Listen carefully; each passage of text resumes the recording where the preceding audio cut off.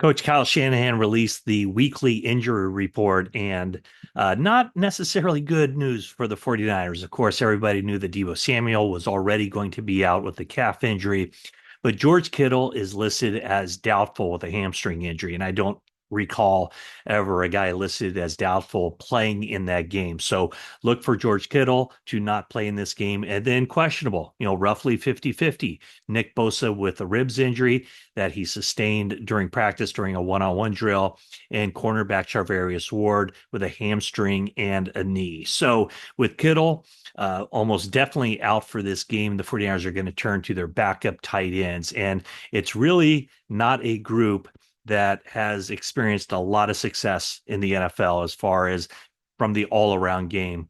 Eric Saubert is the 49ers' new backup tight end. He's his eighth year in the NFL, and he's never been used as a pass catcher. Last season, he had 3 catches for 12 yards with Houston in 9 games. But this year, he has 2 catches for 26 yards. And kind of a funny little note at the end of the game against the Vikings, and it was a game that Kittle was in and out of the lineup with the dehydration, had to take an IV and the cramps.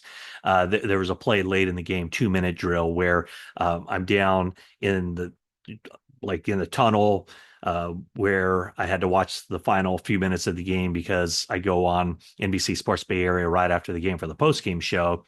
And I was watching the TV and listening to the Vikings radio call, and Saubert had a catch. But at the time, I thought it looked like it was Kittle, and the announcer even said George Kittle with the reception. And then I looked again, it was Saubert. So at least he has that going for him. At least somebody who was watching the game mistakenly took him for George Kittle.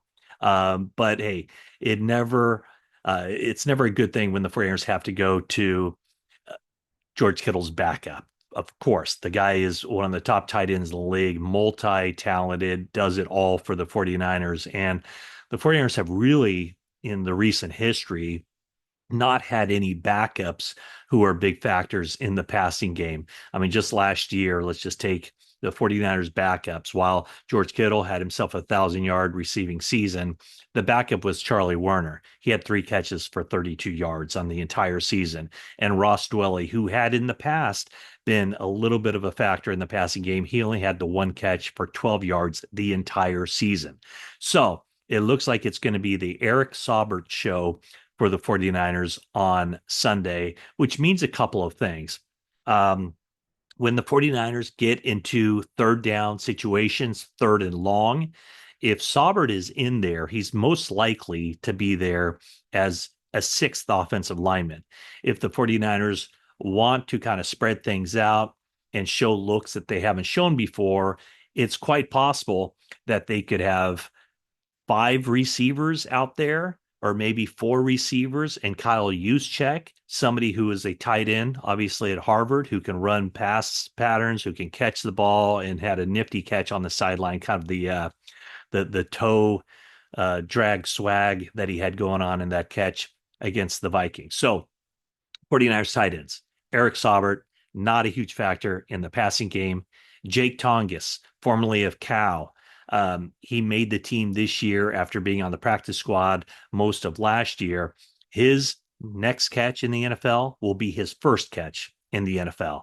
I would also expect the 49ers to call up Braden Willis from the practice squad. Once again, he was a rookie last year, 7 games that he appeared in for the 49ers, 0 catches. So his next catch will be his first catch.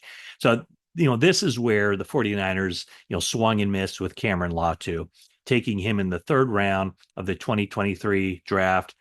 Very rough in training camp as a rookie, ended up going on injured reserve to open the season this year. Started to come on, it looked like, but just wasn't cutting it. So Cameron Latu was released. Now he's on the practice squad of, I believe, the Saints. I should have checked that, but I think he's with the Saints practice squad. So that's how the 49ers will have to compensate for George Kittle. That's going to be a rough one. I think Bosa is going to play, but we'll see for sure. And then Charvarius Ward, if he is ruled out for this game 90 minutes before kickoff, 49ers have Renardo Green, rookie, second round draft pick that they can lean on and see if he can start. Well, actually, the starter would be more than likely Isaac Yadam on the outside, but Charvarius Ward would come in those nickel situations. So, yeah, Isaac Yadam would start alongside Diamador Lenore, or I should say opposite of Lenore. Lenore would slide inside in nickel situations, and then Renardo Green or Rock Yassin would move to the outside in those kinds of situations. Okay, so couple questions here from my last YouTube. And by the way, thank you. Subscribe, like, comment, all that stuff really helps. Craig's Kitchen 360. When does Dre come back? Dre Greenlaw. He's on the PUP list to open the season. So he has to miss the first 4 games. I'm thinking, after week 6, that's when it starts to get into play. He's out of practice. I see him a lot, but I know when I talked to him in the offseason, he was thinking probably 6 or 8 games that he would miss. So the 49ers want him to come back. They want him to stay back. They want him to be a factor for this team in December. And then obviously, hopefully in January for the 49ers, because they obviously think that they're going to the postseason. Probably going to be a very similar thing with Talanoa Hufanga.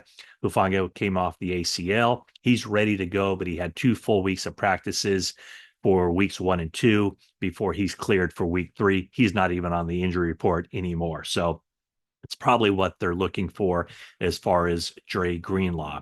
Hopper, 8:30. Should we be concerned about Javon Hargrave? I don't know if concern's the right word, but through the first 2 games, he hasn't played well.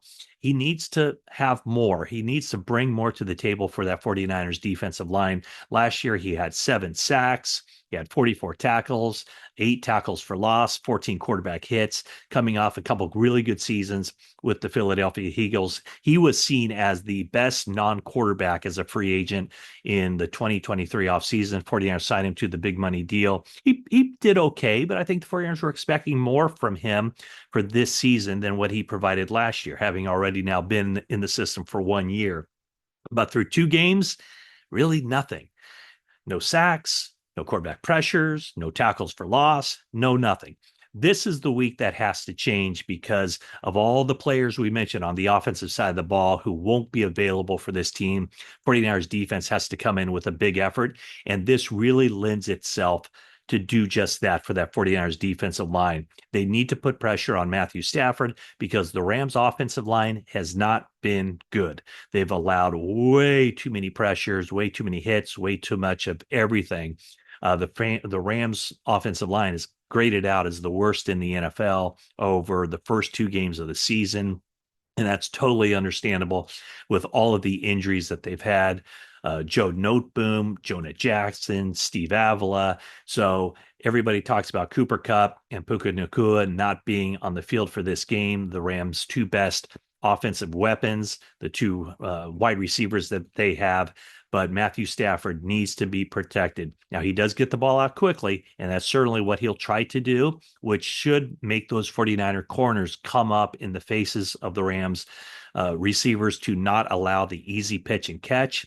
But the 49ers have an opportunity, if there's sticky coverage, to get to Matthew Stafford because of the Rams' offensive line. So this is where Leonard Floyd has to step up, where Javon Hargrave, Bosa will be a little bit nicked up in this game if he suits up, and I think he will. And also, just the entire 4-man rush. Malik Collins, Yetur Gross-Matos, all those guys will have opportunities to make plays. It's also important for the 49ers to not stall offensively right out of the gates. That might be really difficult. Brock Purdy doesn't have all the weapons. In fact, he only has one of the big 4. No McCaffrey, no Deebo Samuel, no George Kittle. That means it's Brandon Ayuk time. So it's not just going to be Ayuk. It's going to be Juwan Jennings. It's going to be Chris Conley, a little bit of Saubert, Jordan Mason a little bit. Let's see if they mix in Isaac Grindo or Patrick Taylor. But it's important for the 49ers to get up in this game, make the Rams one-dimensional, and then get after Matthew Stafford. Okay, that's it for now. Once again, thanks for tuning in, And we'll be back at you shortly with another update. But that's the big one coming at you on the Friday. Deebo Samuel out. Christian McCaffrey on injured reserve. George Kittle doubtful for this game. And then, of course, Charvarius Ward and Nick Bosa also questionable. So that's it for now. We'll check back in no time.